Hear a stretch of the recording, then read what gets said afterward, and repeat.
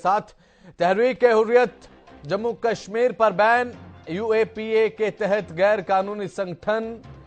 अमित शाह ने कहा देश विरोधी प्रचार कर रही थी तह और आतंकी गतिविधियों में भी शामिल है। ये जम्मू कश्मीर को देश से अलग करना चाहते हैं।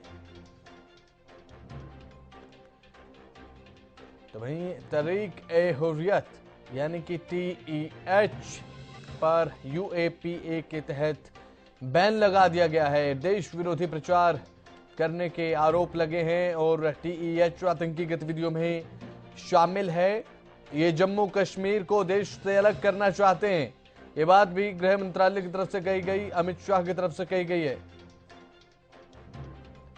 ज्यादा जानकारी के साथ हमारे पॉलिटिकल एडिटर हमारे साथ जुड़ चुके हैं अमित तिवारी। अमित, देखिए तहरीक-ए-हुर्रियत जम्मू कश्मीर पर यूएपीए के तहत अब बैन लगा दिया गया है, क्या कुछ ताजा अपडेट?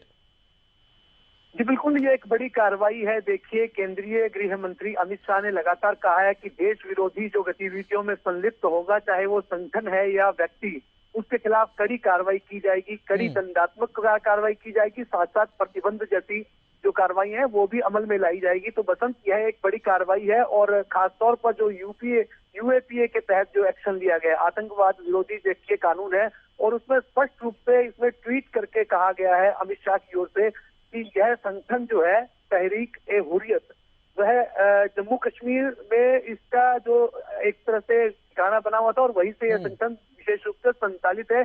लेकिन ये भारत में जो इस्लामिक शासन स्थापित करने के लिए और खासतौर पर भारत को जम्मू कश्मीर से अलग करने की कोशिश में जुटा हुआ है। उसका संचालन इस तरीके से किया जा रहा है कि उसकी गतिविधियां भी इस तरह से है।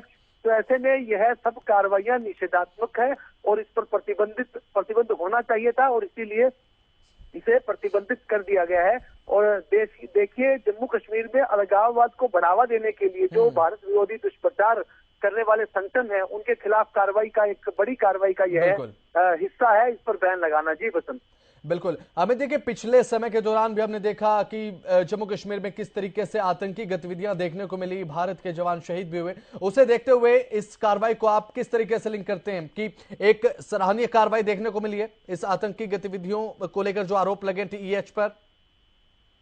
जी निश्चित रूप से बसंत, देखिए, देश के खिलाफ जो भी संगठन होगा, मैंने जैसे पहले कहा कि वो व्यक्ति है या संगठन, उसके खिलाफ कड़ी कार्रवाई, और यह भी कार्रवाई जैसा आपने कहा कि देश के खिलाफ जो भी कार्रवाई होगी उसके खिलाफ जो है इस तरह का एक्शन लिया जाएगा। और यह एक्शन एक बड़ा एक्शन है और इसका देश भर में इसकी सराहना ही होगी निश्चित रूप से, क्योंकि कोई भी नहीं चाहेगा कि जम्मू कश्मीर भारत से अलग हो, अलग प्रांत अस्तित्व में आए और इसमें इस्लामिक गतिविधियां चले, अलगाववाद की भावना जो फैलाता हो। ऐसे संगठनों के खिलाफ कार्रवाई होनी ही चाहिए और इसकी सराहना हो रही है। देखिए, जम्मू कश्मीर में धारा 370 हटने के बाद से बड़ी कार्रवाइयां हुई हैं और बड़ी जो आतंकवादी कार्रवाइयां पहले होती थी उन पर लगाम लगाने का काम जो है वो देश की सरकार ने किया। तो ऐसे में अब यह हुर्रियत पर जो एक तरह से तहरीक-ए-हुर्रियत पर जो बैन लगा है, ये अपने आप में बड़ी कार्रवाई और निश्चित रूप से यह प्रत्येक देशवासी इसकी सराहना करेगा। जी बहुत बहुत शुक्रिया अमित तिवारी, हमारे साथ जुड़ने के लिए तमाम महत्वपूर्ण जानकारी आपने दी, बहुत बहुत शुक्रिया आपका।